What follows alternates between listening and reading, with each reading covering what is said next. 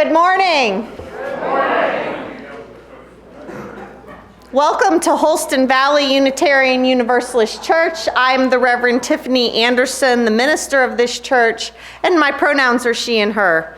Welcome to this community, growing through love, justice, and wonder. If you are visiting with us for the first time today, you are especially welcome.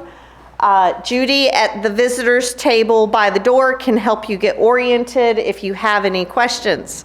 If you have little ones, our greeters can show you the way to the nursery, which is available during the service for children ages 6 and younger.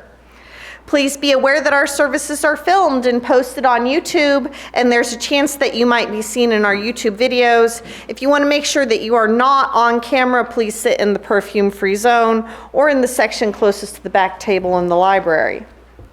Today, we explored the lessons that history has to teach us about the relationship between religion and politics through the life's work of two important people. Oh, y'all didn't read what was happening today. Buckle up. Watch me do the religion and politics dance from the pulpit. It's gonna be fun.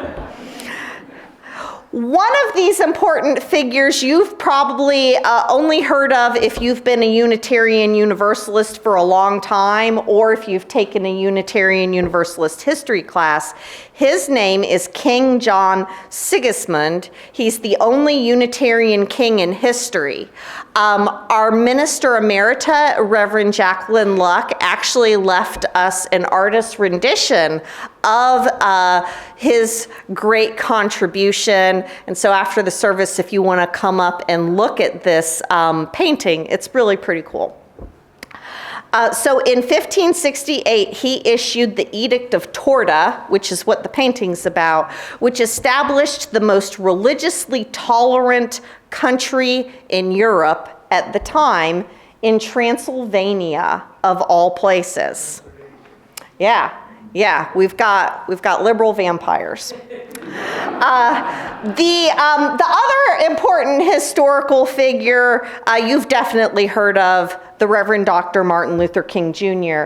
And it is in Reverend Dr. King's honor that we sing our opening hymn, number 155 in the thicker gray hymnal, Circle Round for Freedom.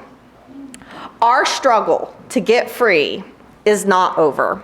So let's circle round. Please rise in body or spirit for hymn 155, Circle Round for Freedom.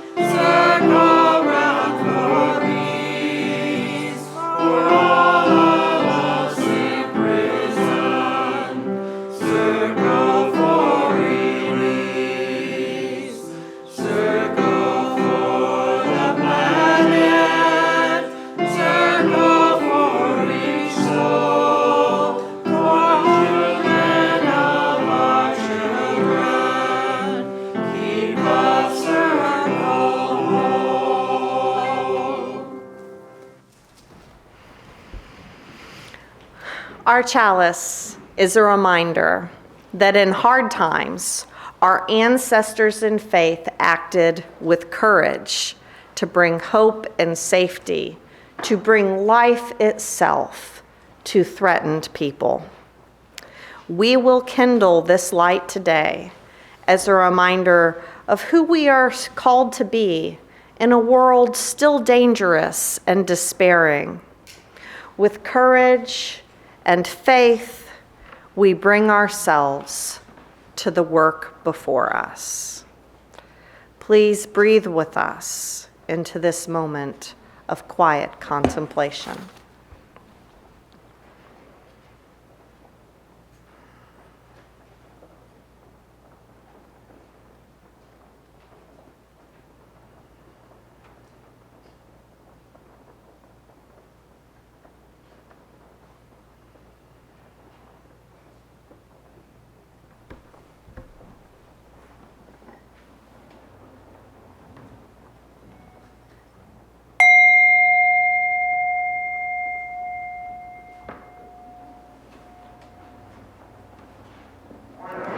I am Sarah with the pronouns she, her, and I am your service leader today. Thank you for your presence here today in this religiously diverse community of seekers. In these times where we look to the future with some uncertainty, we feel the stirring of justice in our hearts. We kindle our flame of hope to remember our shared vision for wonder, justice, and love. Today, we invite to come and help us with our chalice lighting. A first grader student at Northside Elementary. She likes playing in her backyard, especially on their brand new huge swing. As Stevie lights the chalice, please join me in saying our vision statement, which is printed in your bulletin. We work together as a church to transform ourselves, our community, and our world by sharing love, pursuing justice, and seeking wonder.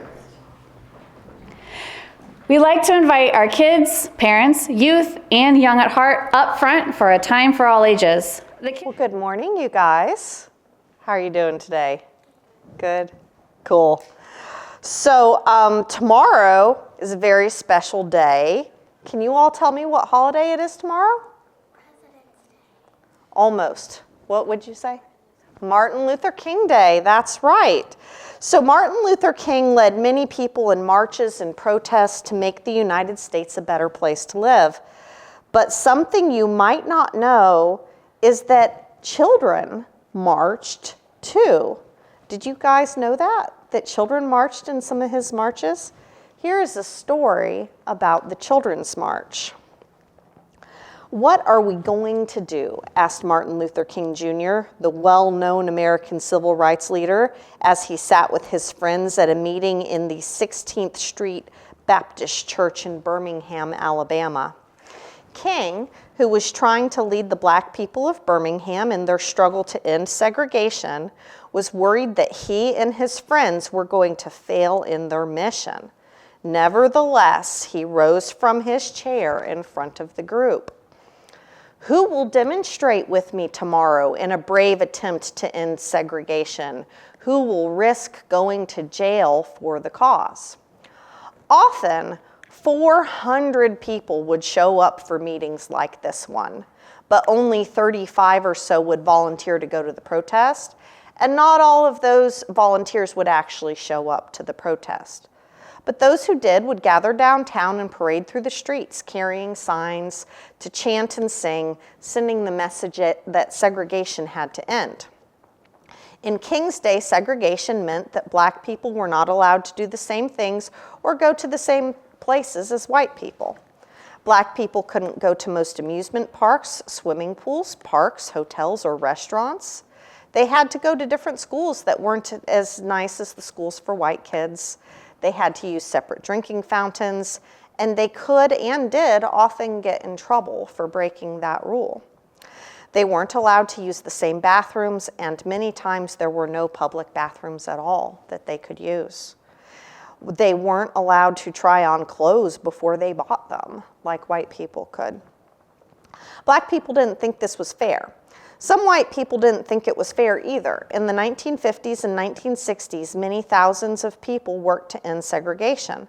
But in many places, especially in the southern part of the United States, which is where we live, segregation was the law. And if black people tried to go somewhere they weren't supposed to go, they could and did get arrested and beaten.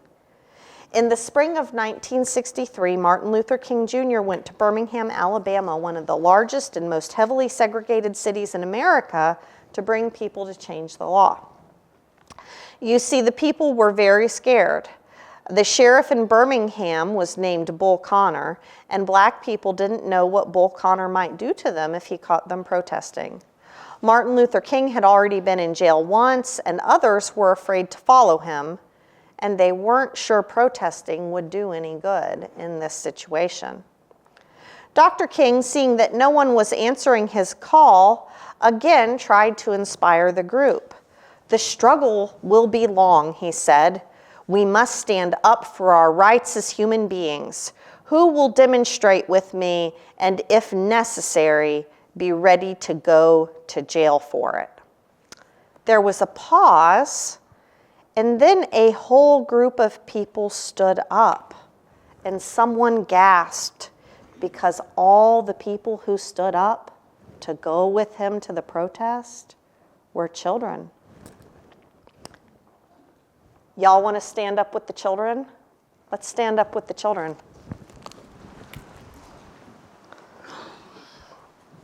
The adults told them to sit down, but they did not. Martin Luther King thanked the children and told them he appreciated the offer, but that he couldn't ask children to go to jail. But they still wouldn't sit down. They wanted to help. That night, Dr. King talked with a close group of friends about the events of the day. "What are we going to do?" he asked. "The only volunteers we got were children. We can't have a protest with children." Everyone nodded except Dr. King's friend Jim Bevell. He said, "Wait a minute. If they want to do it, I say bring on the children." For this next part, Jim Bevell's going to ask some questions, and the answer to those questions are no. When I ask the questions, I want all of us to say no. "But they are too young," the others said. And then Jim asked, "Are they too young to go to segregated schools?" No. "Are they too young to be kept out of amusement parks?" No. "Are they too young to be refused a hamburger in a restaurant?" No. "Then they are not too young to want their freedom." Thank you. Y'all can sit down. That night, they decided that any child old enough to join a church was old enough to march. The children heard about the decision and told their friends. When the time came for the march, 1,000 children, teenagers, and college students gathered. And the sheriff did arrest them and put them in jail. And the next day, even more kids showed up. Some parents and relatives too, and even more the next day and the next day. And soon the adults could not help but join in. Finally, 1,000 children were locked up together in a place they called the children's jail, and there just wasn't room to put anyone else in that jail. The kids did eventually get let go and go home, in case you were worried about that. News of the children going to jail and police forces hurting protesters with hoses and dogs spread throughout the world through news pictures. The white people of Birmingham began to feel pressure from the rest of the world to change. So they decided they had to change things. A short time later, the black people and white people of Birmingham made a pact to work together to desegregate the city and let everyone go to the same places. Today, when people tell this story, many talk about Martin Luther King Jr., but we should also remember the thousands of brave children and teenagers whose courage helped to end segregation in Birmingham and in the rest of the United States. And people still march. A lot of times, the marches are more peaceful now. Usually we're not worried about kids being arrested, and I'm fairly confident that if your parents invited you to join them in a march, that they would be pretty confident that you wouldn't be arrested. But the marching, the letting ourselves be seen, standing up for something, is still an important choice that a lot of people make. Now, our chance to march tomorrow has already been canceled because people are worried about weather, but it will be rescheduled, and I hope that we'll all look for it And when we do get a chance to march for peace, I hope we'll remember Dr. King and all the people who marched with him. Thank you so much for coming up, and y'all can go back to your seats. This week and every week, we approach this table of light with the knowledge that our community is with us in our sorrows and in our joys. And I was just sharing with one of our members today that this is probably the most important thing that we do every week. If you'd like to share a joy or a sorrow in person, please use these candle cards that are located on the back table. And if you'd like to share a joy or a concern from a distance, you can email me at minister@hvuuc.org. Today we are holding space for everyone who is affected by the California wildfires, and especially for Reverend Jacqueline Luck's son, who lost his home in the fire.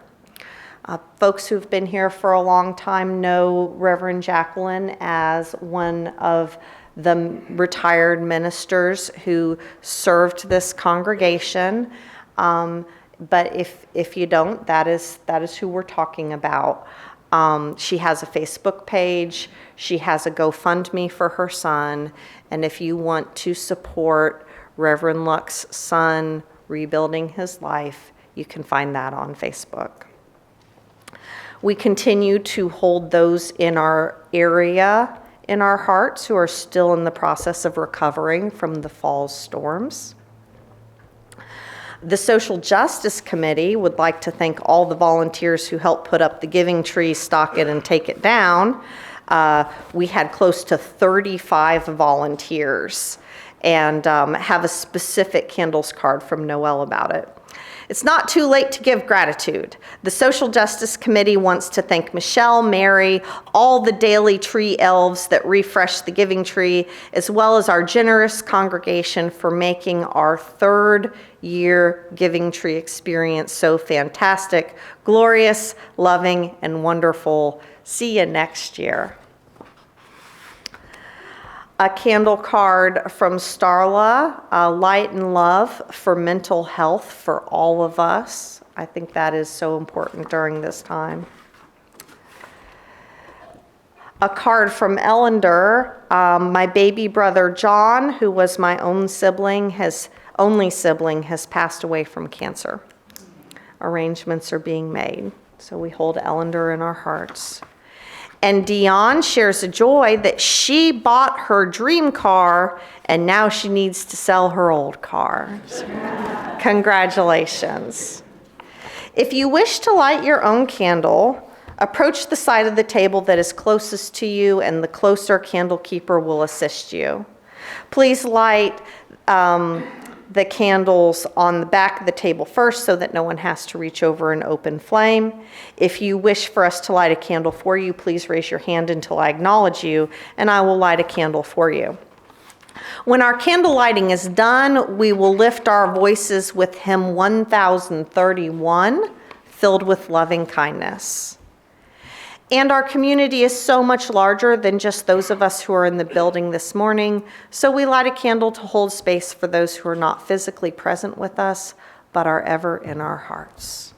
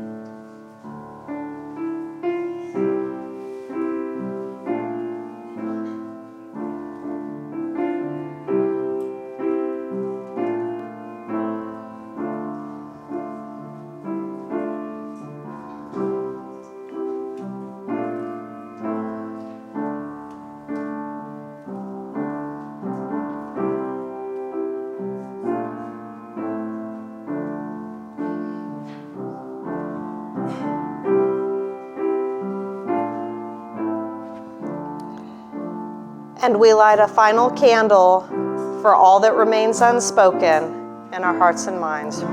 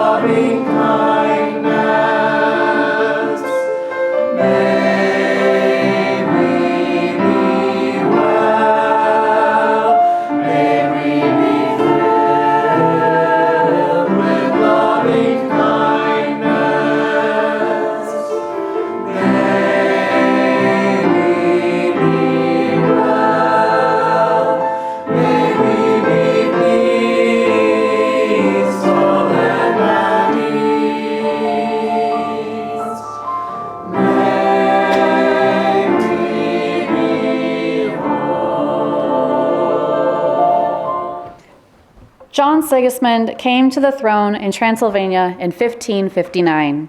Theologically curious and living in a region where Christian and Muslim influences would often intersect, King Sigusmund was a seeker. He converted from Catholicism to Lutheranism in 1562, and from Lutheranism to Calvinism in 1564. And in 1567, he adopted the anti-Trinitarian views of several of the Unitarian heretics who fled other parts of Europe seeking safety. He convened several debates between various Protestant thinkers and theologians. In 1568, in the city of Torda, in what is now Romania, a religious gathering presided over Unitarian King John Sigusmund issued the Edict of Torda, which proclaimed, "In every place the preachers shall preach and explain the gospel, each according to his understanding of it. And if the congregation like it, well. If not, no one shall compel them, for their souls would not be satisfied, but they shall be permitted to keep a preacher whose teaching they approve. Therefore, none of the superintendents or others shall abuse the preachers. No one shall be reviled for his religion by anyone, according to the previous statutes, and it is not permitted that anyone should threaten anyone else by imprisonment or by removal from his post for his teaching. For faith is the gift of God, and this comes from hearing, which hearing is by the word of God." Sometimes we forget how far we have come, that we can't really fathom how radical this Edict of Torda would have been in 1568. But to say, no one shall be reviled for his religion by anyone, to say that no one should be imprisoned or fired for what they believe or don't believe, it's extraordinary. After all, anti-Trinitarian Michael Servetus was burned at the stake for heresy in Geneva in 1553, just 15 years before this edict. How did it happen?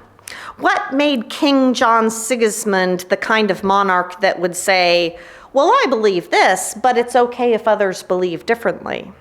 When everywhere else, nations often had to change their entire religious affiliation to conform to the leanings of the royal family. Wars were fought and families were whittled down Game of Thrones style over this sort of thing throughout Europe. But over in Transylvania, King John is just saying, you do you when it comes to religion. His path to leading his nation into an unprecedented level of religious toleration probably started before he was born. His parents, John I, King of Hungary, and Isabella of Poland, were often allied with the Ottoman Empire, and specifically with Suleiman the Magnificent. This means that in their allyship with the most successful Muslim sultan of the time, that they saw the value of rising above religious differences for the sake of shared political goals. John I died when King John Sigusmund was 2 weeks old, but undoubtedly his mother raised him with a broader outlook as she fought and maneuvered to help her son regain his father's throne. She was also known to be a strong-minded woman, highly educated, well-versed in Renaissance culture and the classics, spoke 4 languages fluently. I wish I could have a cup of tea with this woman. We know that King John Sigismund was largely preoccupied with war to keep or regain territories after his mother's death in 1559. But he also spent his mental and spiritual energy exploring religious ideas, inviting Unitarian thinkers like Francis David and George B. Andrade to his court. Their ideas and influence upon his thinking were so profound and seemed so logical to him that he called for a series of debates between the Catholics, Lutherans, Calvinists, and his anti-Trinitarian court philosophers. The first debate, in King John's mind, had no clear winner, and it was in response to that stalemate and his broadening theological views that he issued this decree of religious toleration. It was designed, at least in part, to protect Francis David's job as clergyman. Francis David is the guy in the middle of the painting with the light shining dramatically upon him. And so this decree would allow Francis David the freedom to keep on seeking the truth, even as he was being accused by others of heresy. In later debates, King John would continually come down on the Unitarian side over a number of key theological issues of the time. And it was such a common thing for a nation to have to change their religion if the king or emperor changed their religion. King John Sigismund, though, stuck to his values of religious toleration. His edict revealed a leader opposed to forcing religious allegiance, even if that meant that their alignment was different from his. He was essentially bestowing upon them, with his power, the right of conscience. It's not separation of church and state as we know it today, but it was a powerful step toward those ideals during a time when few would have found this possible or desirable. On the 450th anniversary of the Edict of Torda, UU World magazine said, "There is so much that the Edict of Torda points to that our tradition continues to rely upon. The grounding commitment that faith is not endowed with purpose by governments or empires, but by the sacred and the holy. That the free pulpit and a free pew are necessities for free religious communities, and even the stirrings of our commitment to resist authoritarianism as a religious practice is signaled in this edict." King John Sigusmund, seeker of truth, used his political power to serve religious freedom. And now, we turn to a better-known political figure and see how his religion was the foundation of his political positions. Sometimes, when we contemplate Dr. Martin Luther King Jr.'s world-changing work, we forget that he was the Reverend Dr. Martin Luther King Jr. His work for liberation for our country was done in the context of his identity as a Black minister. His participation in the civil rights movement was part of his religion and his ministry. Here's an excerpt of an essay he wrote where he explores the foundation of this revolutionary ministry. Basically, Christianity is a value philosophy. It insists that there are eternal values of intrinsic, self-evidencing validity and worth, embracing the true and the beautiful and consummated in the good. This value content is embodied in the life of Christ.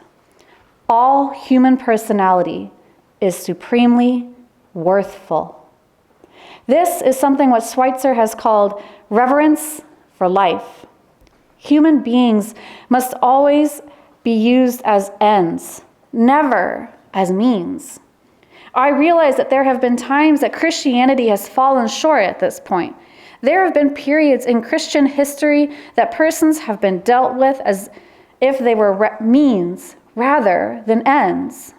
But Christianity, at its highest and best, has always insisted that persons are intrinsically valuable. And so it is the job of the Christian to love every man because God is love. We must not love men merely because of their social or economic position or because of their cultural contribution, but we are to love them because they are of value to God. We know so much of the story of the American Civil Rights Movement and Martin Luther King Jr.'s role in it already. It's a story of courage and persistence and was the work of an entire community, not just one man. And that man's ability to put the longings of the people into words, his leadership and his vision absolutely played a significant role in this social revolution. This essay that Sarah just read, an excerpt from The Philosophy of Life Undergirding Christianity, is one of many examples of the theological basis for his life's work. All human personality is supremely worthful. Human beings must always be used as ends, never as means. Persons are intrinsically valuable, essentially because God loves them. I don't know about you all, but this sure does sound a lot like our first principle, the inherent worth and dignity of every person, and the Unitarian Universalist value of equity that says every person has a right to flourish with inherent dignity and worthiness. Martin Luther King Jr.'s theology was very closely aligned with the Unitarianism of his day. His wife, Coretta Scott King, once revealed that Dr. King had considered joining the Unitarian Church, but determined that he could not accomplish what he needed to for the civil rights movement that way. Dr. King was a Christian without a doubt, but in a social justice, God's love calls for the liberation of all people kind of Christian, not the believe what I say or you'll burn in hell kind of Christian. It's a theology based on the foundation of love. He says elsewhere, love is creative and redemptive. Love builds up and unites. Hate tears down and destroys. The aftermath of the fight with fire method, which you suggest, is bitterness and chaos. The aftermath of the love method is reconciliation and creation of the beloved community. The beloved community was an important theological point that Reverend Dr. King referred to over and over again in the role of the church in facing the nation's chief moral dilemma. He says, but the end is reconciliation. The end is redemption. The end is the creation of the beloved community. It is this type of spirit and this type of love that can transform opposers into friends. The type of love that I stress here is not eros, a sort of aesthetic or romantic love, not philia, a sort of reciprocal love between personal friends, but it is agape, which is understanding goodwill for all men. It is an overflowing love which seeks nothing in return. It is the love of God working in the lives of men. This is the love that may well be the salvation of our civilization. And I say, this sort of love, grounded in the very best that Christianity has to offer, is a love that connects us to the very best that humanity has to offer. The beloved community is a living out of our ideals. And this is the vision that shaped Reverend Dr. King's work. If King John Sigusmund used his political power to serve religious freedom, then Dr. King used his religious conviction to serve political liberation. This sort of social revolution, whether you're coming from the political side moving to the religious, or the religious side moving to the political, it is exciting, energetic stuff. James is going to play us an exciting, energetic piano piece by modern composer Austin Gentry called Fire Breather. While you're listening, let that energy get into you. Conviction, determination, vision, power.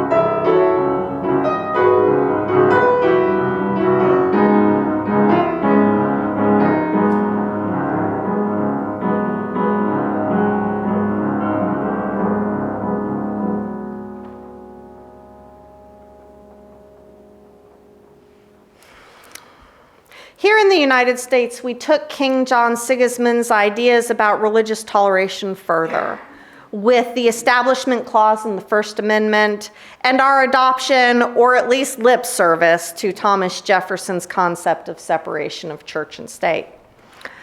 But for all our talk about separation of church and state, we honor a movement leader who uses the foundation of his religious beliefs and his community's religious beliefs to pursue political change.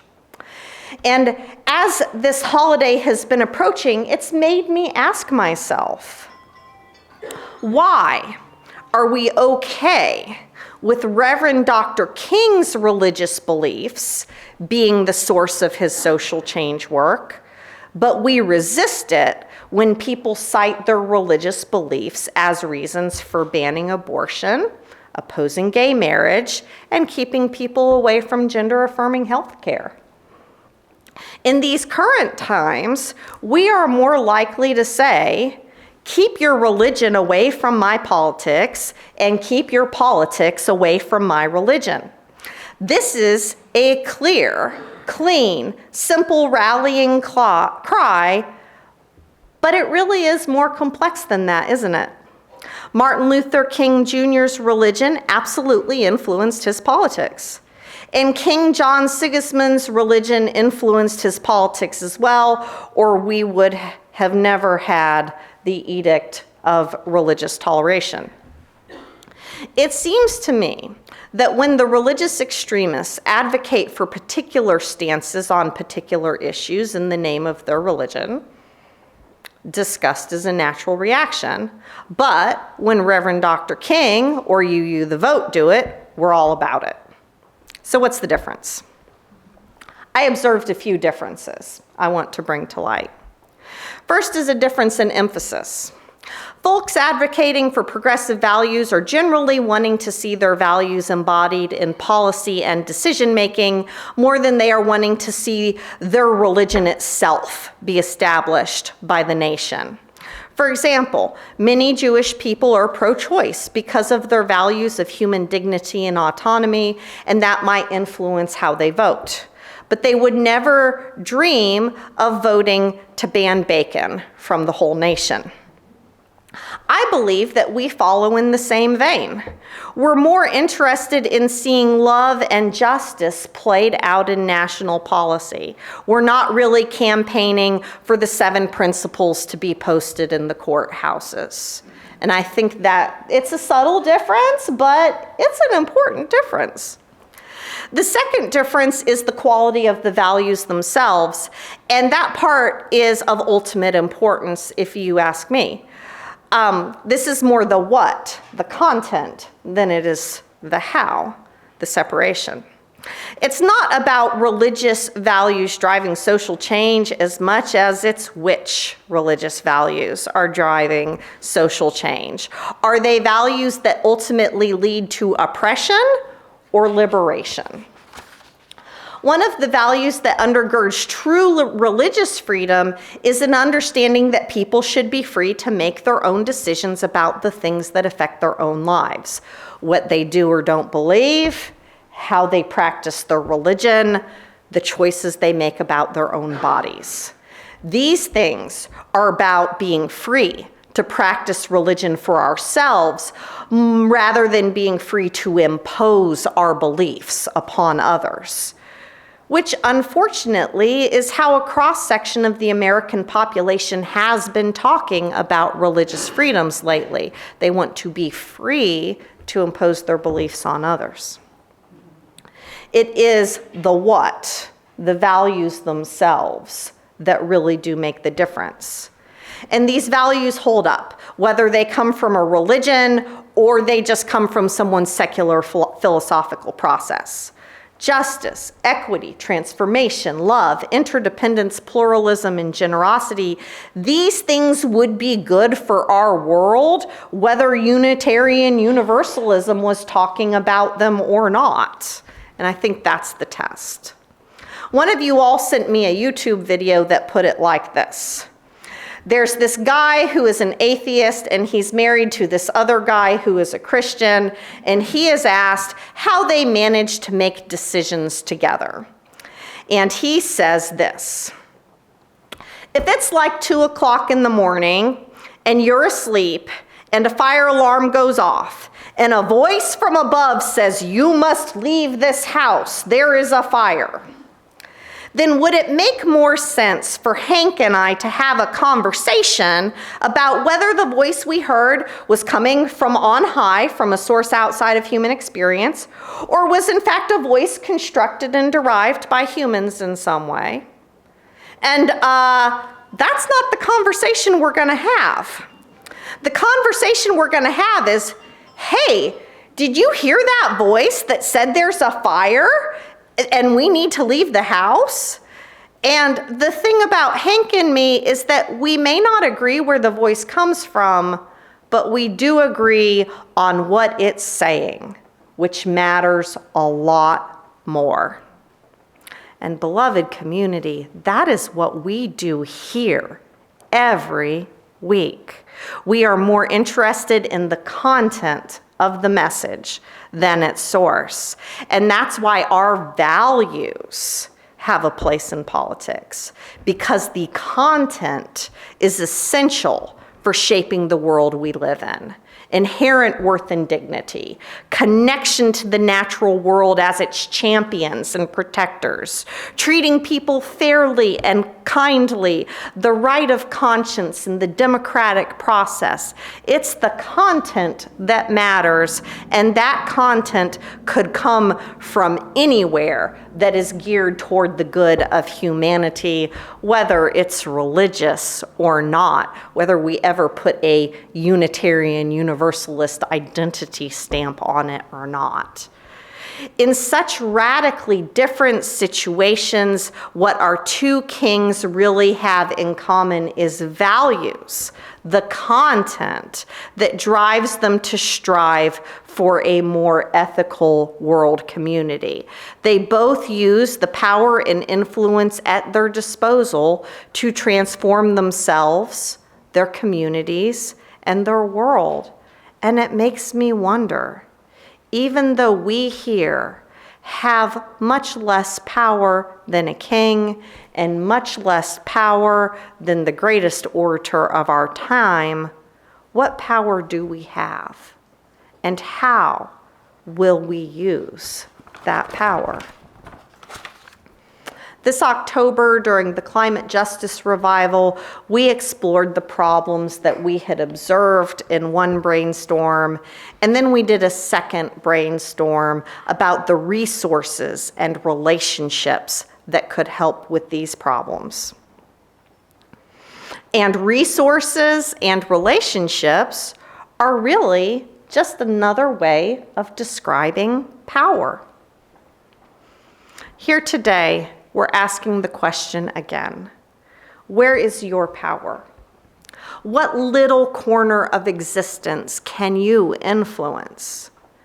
It's okay if it's just your own personal little corner of the world. There isn't any better place to start making lives better, more liberated, just and loving than in your own life. And here, with our power combined, maybe we really can transform ourselves, our community, and our world like our vision statement says. So that's my prayer, that this week we can find the connections that will lead to liberation, that we can find the courage to live our own values, and that we can find meaningful action that will build beloved community.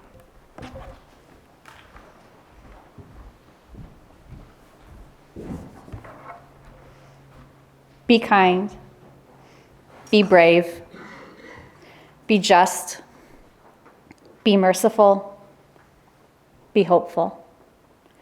This is how we keep the chalice flame burning until we are together again to light it anew.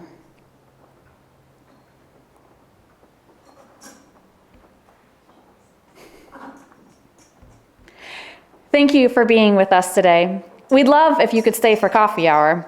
It's not too late to sign up your 3rd through 5th grader for sexuality education. It's almost too late, but not yet. So reach out to Justin at dre@hvuuc.org to get your kid registered.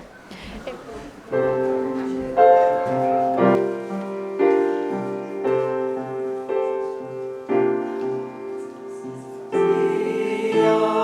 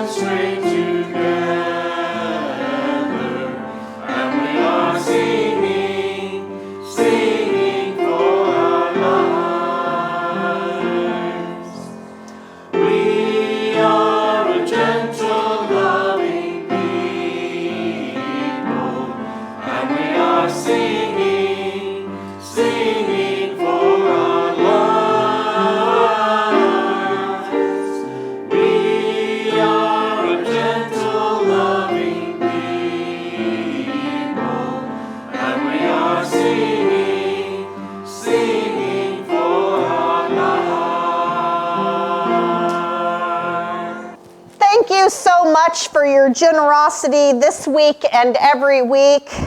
May justice lead us to the calling of this moment. May wonder meet us right where we're at. May we discover our collaborators. And may love guide us on our journey of transformation. Blessed be, amen, and go in peace. Amen.